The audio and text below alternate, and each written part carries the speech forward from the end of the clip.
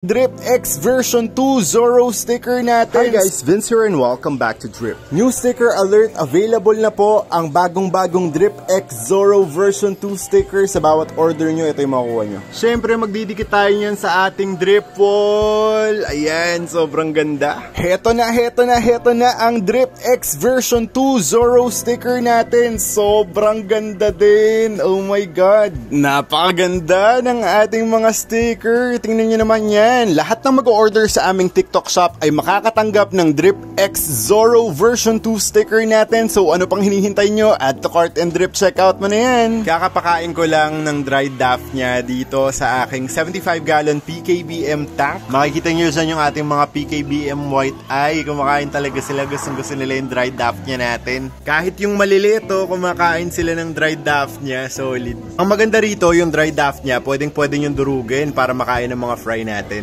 Available pa rin to sa TikTok shop ng Drip by Vinci. Pag umorder kayo nito, automatic kasama na agad yung Drip X Zoro version 2 sticker natin. If meron kayong mga questions para sa Ask Drip, let me know on the comment section. Dito tayo pipili ng mga susunod na i-feature natin sa Ask Drip.